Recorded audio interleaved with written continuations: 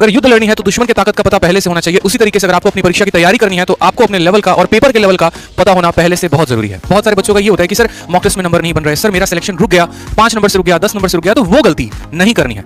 आज की वीडियो को देखने के बाद आपका स्कोर 1.5 गुना हो जाने वाला, इतने बात की गारंटी मैं आपको देता हूं। ठीक है, छोटी छोटी बातों को लेकर सिर्फ मैथ के लिए नहीं, आप हर सब्जेक्ट के मॉक टेस्ट को भी दे सकते हो और उससे अपने स्कोर को डबल कर सकते हो। अब बात करते हैं यहाँ पे दोस्त, ठीक है, चलिए बिल्कुल अब बात करते हैं कि क्या क्या करना पड़ेगा मॉक टेस्ट के लिए। तो देखो क्या होता है, अल्टीमेट जो गेम होता है ना, अगर आप लोग कहते हो कि सर पेपर निकालना है तो डिफरेंस होता है बहुत भाई। एक होता है पेपर निकालना और एक होता है पेपर में टॉप करना है। तो मैं बस आपसे अपने एक्सपीरियंस को शेयर करना चाहता हूं कि आपको क्या करना है। ठीक है, मॉक टेस्ट देना है, कब देना है, कैसे देना है, छोटी सी बात को समझो, फिर उसके बाद हम मॉक टेस्ट को अपने शुरू करेंगे।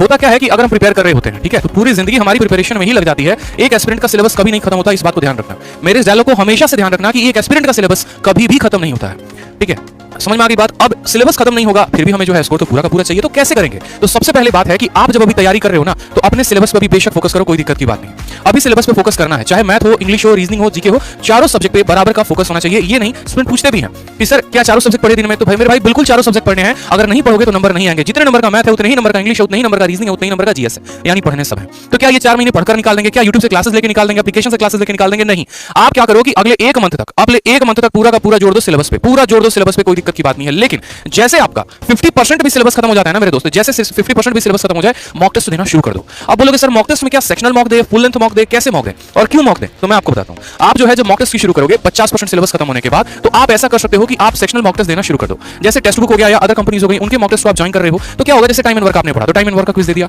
पाइप सिस्टम पढ़ा, पाइप एंड सिस्टम का दे दिया, नाउन पढ़ा, नाउन का क्विज दे दिया। इससे क्या होगा कि हम अप टू डेटेड रहेंगे और ये नहीं होगा कि आज पढ़ रहे हैं और 10 दिन के बाद हम उसको भूल गए। ठीक है, तो ये फायदा होता है मॉक का। आप डर रहे हैं, देखो जैसे ग्रेडअप हो गया, अब ग्रेडअप है, ग्रेडअप की वेबसाइट पे जब आप जाओगे तो वहां पर छोटे छोटे क्विज के फॉर्म में बहुत कुछ मिलेंगे आपको, स्टैटिक जीके के बहुत कुछ मिलेगा आपको। तो वो याद रखवाते रहता है कि प्राइम मिनिस्टर ये हैं, प्रेसिडेंट ये हैं, 14वें प्राइम मिनिस्टर ये थे, 15वें ये थे, इस तरीके से करके इकोनॉमिक्स के जो प्लानिंग कमीशन हो गए उसके ऊपर क्वेश्चन पूछे जाते हैं। तो वो सभी चीजें जो है वो मॉक टेस्ट से ही कंप्लीट होगा। और कभी भी ऐसा नहीं होता कि आप पहले सिलेबस को खत्म करो और फिर उसके बाद बैठ के मॉक दो, ऐसा कभी नहीं होता है। इसलिए हमेशा शुरू से ही सेक्शनल मॉक को अपने आप के लिए प्रिपेयर रखो। उसी तरीके से वोकैबुलरी का क्विज देते रहा करो। अनिल सर इतनी बढ़िया क्लासेस लेते हैं, वोकैबुलरी का क्विज लगाना शुरू कर दिया आपने पहले से ही, ताकि क्या हो कि वोकैब याद रहे, रिटेन रहे। समझ में आ रहा है बात? तो इस बात को ध्यान रखो। उसके बाद क्या होगा कि जैसे आपका फरवरी आएगा, फरवरी के आने के बाद मेरे भाई एक मॉक जो है वो वीक में डेली शुरू कर देना, वंस इन अ वीक में एक मॉक तो देना ही देना है। इस बात को ध्यान रखो। स्कोर पे बिल्कुल फोकस मत करना कि कितने नंबर आ रहे हैं, 50 आ रहे हैं, 60 आ रहे हैं कि 100 आ रहे हैं। फोकस इस बात पे करना कि मॉक टेस्ट में कंप्लीट कर पा रहा हूं या नहीं कर पा रहा हूं। शुरू में आपके साथ प्रॉब्लम ये होगी कि आप कोई 3 सेक्शन अटेम्प्ट कर पाओगे, मैथ हो गया, इंग्लिश हो गया, रीजनिंग हो गया, जीके खत्म है, इस तरीके से करके। तो उसी स्पीड को बनाते चलना है ताकि हम पहले चारों के चारों सेक्शंस को अटेम्प्ट करें। अगर सबसे बड़ा कोई शिक्षक है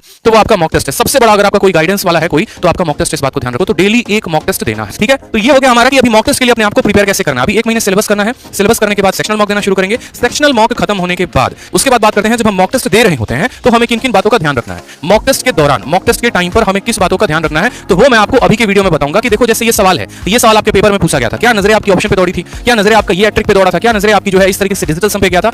ये फंडामेंटल मॉक टेस्ट के टाइम पर लगाना है, लेकिन वो तब लगा पाओगे जब उसके लिए प्रैक्टिस पहले से करके रखोगे। डिजिटल सम का पता नहीं, यूनिट डिजिट का पता नहीं, तो कैसे जाके वहां पर लगा दोगे डिजिटल सम? बताओ। तो उसका पता होगा तब तो वहां पर लगाओगे ना, पता होगा डिविजिबिलिटी का रूल तब तो वहां पर लगाओगे। तो ये चीजें पहले से ही एक्सपेरिमेंट करके रखनी है। और तीसरा होगा जब आप मॉक टेस्ट दे देंगे तो क्या करना है। तो जैसा कि मैंने आप लोगों से शुरू में बात किया था, बात ये किया था कि हमें मॉक के पहले क्या करना है, तो अपने सिलेबस को कंप्लीट, फिर हमें मॉक के दौरान क्या करना है। मॉक के दौरान आपने स्पीड देखी है, इसी स्पीड से आपको सवाल को हल करना है। कहीं पर आप फंस भी सकते हो, कहीं पर पक भी सकते हो, तो आपको उस बातों पर फोकस नहीं करना, अपनी रफ्तार को मेंटेन करना है। कभी भी मॉक के दौरान एक बात को हमेशा मेरे दोस्त कोशिश करना, क्वेश्चन नंबर 1 से लेकर 100 तक पहुंचना जरूरी होता है। इसके बीच में अगर 5 सवाल छूट भी जाए ना तो भी कोई फर्क नहीं पड़ता, कोई दिक्कत की बात नहीं है। लेकिन 1 से लेकर 100 तक जो पहुंच गया वो असली होता है। गलती क्या होती है, दिक्कत क्या होती है, हम सवालों के साथ द्वंद करना शुरू कर देते हैं। नहीं समझ में आया तो उसके साथ लड़ना शुरू कर देंगे, इससे कैसे तुम नहीं बनोगे, जरा हम भी देखते हैं तुम में आंकड़ा कितना है। वो काम नहीं करना बैठ के पेपर में। 100 तक पहुंचेंगे, रिवीजन अभी से लगातार करते रहेंगे। अब चलिए मान लीजिए कि आपने महीने भर के अंदर कम से कम 20 से 25 मॉक दे दिया दोस्त मेरे, कम से कम आपने मानो महीने भर के अंदर 20 से 25 मॉक दे दिया। तो आपको ये करना है कि प्रत्येक मॉक के बाद आपको उसकी एनालिसिस करनी है। ठीक है, क्या करना है आपको, तो उसकी एनालिसिस करनी है। जैसे मानिए मैंने एक मॉक दिया, उस मॉक में मैंने ये देखा कि मानो यहाँ सवाल जो आया था वो कितना टाइम टेकिंग था, क्या दूसरों को उतना टाइम लग रहा था तो मुझे भी उतना ही लगा, या मैं उससे और शॉर्ट में कर सकता था। ठीक है, क्या ये सवाल डिजिटल सम से बन सकता था, क्या ये सवाल ऑप्शन से बन सकता था। ठीक है, इसमें कौन से ऐसे फॉर्मूला का प्रयोग हुआ था जो मुझे नहीं आ रहा था, अगर मुझे नहीं आ रहा था तो मुझे वो सीखना है। यानी जो भी नई चीजें आपको मॉक के दौरान मिलेंगी ना उसको आपको एक डायरी में नोट करना है, और जो चीजें रिपीटेड होंगी जिसमें नॉर्मल सिली मिस्टेक्स आपने कैलकुलेशन के किए हैं तो उसको छोड़ देना। इस तरीके से पूरा का पूरा मॉक में जो जो इंपॉर्टेंट बातें होंगी अपने डायरी में नोट करते जाना। पेपर के पहले इस डायरी को जबरदस्त रिवीजन मारना। और ये स्ट्रेटजी मैं आज क्यों बता रहा हूं, बोलोगे सर ये आप पहले क्यों बता रहे हो, इसलिए बता रहा हूं क्योंकि ये बात कोई नहीं बताता है।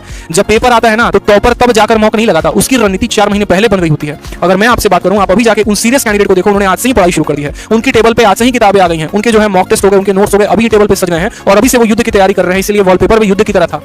कि ये जो एग्जाम है किसी जंग से कम नहीं है, यहाँ पर भी आपको किसी को हराकर आगे बढ़ना है, अपनी नौकरी पक्की करनी है, तो अपने आप को औरों से बेहतर साबित करना पड़ेगा कि आप ही बेस्ट क्यों हो, आप ही को नौकरी क्यों मिलेगी, तो आप में वो काबिलियत होनी चाहिए। आपका कैलकुलेशन स्ट्रांग होना चाहिए, आपको जीएस अच्छे से आना चाहिए, आपको रीजनिंग तगड़ा होना चाहिए, इंग्लिश में वोकैबुलरी याद होनी चाहिए, आपके मैथ का सवाल देखते चुटकियों में बना दो, मॉक पे जबरदस्त प्रैक्टिस होनी चाहिए, तो बनोगे भाई एक टॉपर। मिथ में मत रहना, लास्ट में 10 दिनों में जाके ये मत सर्च करना last 10 days strategy to crack CGL, ये महा बेवकूफ लोग करते हैं जिनको पढ़ाई लिखाई से कोई मतलब नहीं होता और जाके सर्च करेंगे 10 दिनों में सीजीएल कैसे क्लियर करें। हलवा समझ रखे हो?